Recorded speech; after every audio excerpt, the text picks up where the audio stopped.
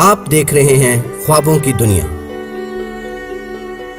تکبر کے الفاظ سے جب اللہ کے قہر کو دعوت دی۔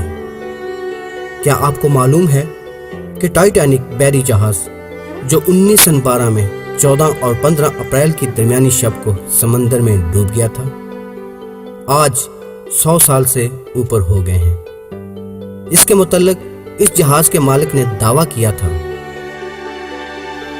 یہ ایک مشہور برطانوی مسافر بحری جہاز تھا جو اپنے پہلے ہی سفر کے دوران ایک برفانی تودے سے ٹکرا کر ڈوب گیا تھا۔ اس حادثے میں ہلاک ہونے والے 1512 افراد شامل تھے۔ ٹائٹینک نے امریکی شہر نیو یارک کے لیے اپنے سفر کا آغاز برطانوی شہر ساؤتھ میپن سے 10 اپریل 1912 کو کیا تھا اور یہ شمالی بحری اوقیانوس میں ڈوب گیا۔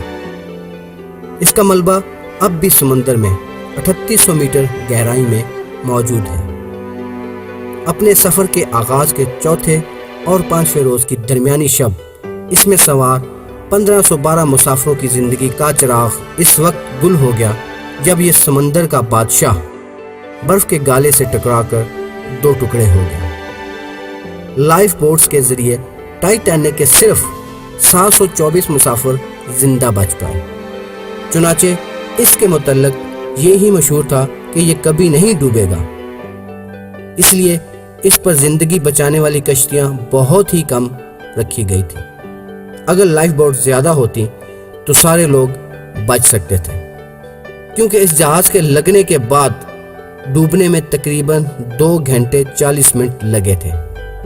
کہا جاتا ہے کہ مرنے والوں کی تعداد 1512 سے بھی کافی زیادہ تھی، کیونکہ جن لوگوں کے جہاز کے عملے سے جان پہچان تھی ان میں سے بھی بہت سے لوگ بغیر ٹکٹ کے سوار ہوئے تھے جن کا کوئی ریکارڈ موجود ہی نہیں تھا۔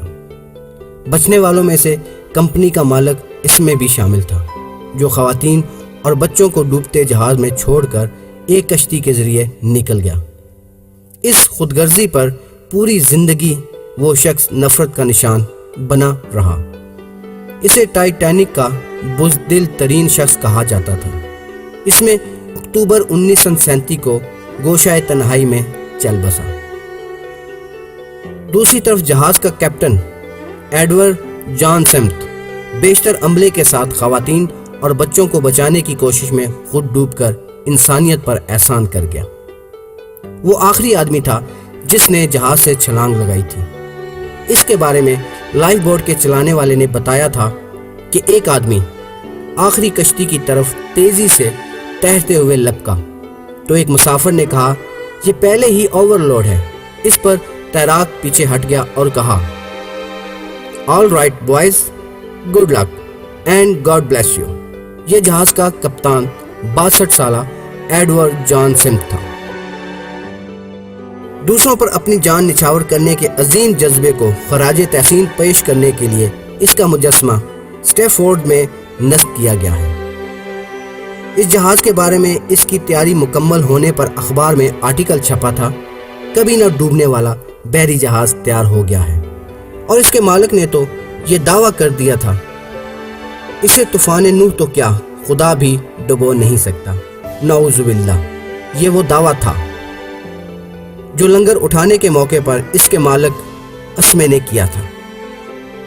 اس نے ٹائٹینک کو جدید، خوبصورت، آرام دہ، پرتعیش اور محفوظ بنانے میں کوئی کسر نہیں چھوڑی تھی۔ اللہ کا نام لے کر سمندر میں کشتی ڈال دی جائے تو وہ منہ زور موجوں سے بچ سکتی ہے، لیکن تکبر سے سمندر میں اتارا جانے والا دیو ہیکل جہاز بھی ممکن ہے کیسے کنارے لگ سکے۔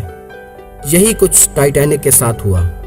ٹائٹینک نے اپنی تخلیق کے بعد محض 4 دن کا سفر ہی طے کیا تھا اور قیامت تک کے لیے غرور کرنے والوں کے لیے عبرت کا نشان بن گیا۔ اس لیے غرور اور تکبر سے بچیں۔ امید کرتا ہوں آج کی کہانی پسند آئی ہوگی۔ اگر آپ کے پاس بھی کوئی کہانی ہے تو ہمیں بھیجیں، ہم ویڈیو کی شکل میں دنیا کے سامنے پیش کریں گے۔ چینل کو لائک اور سبسکرائب کرنا مت بھولیے گا۔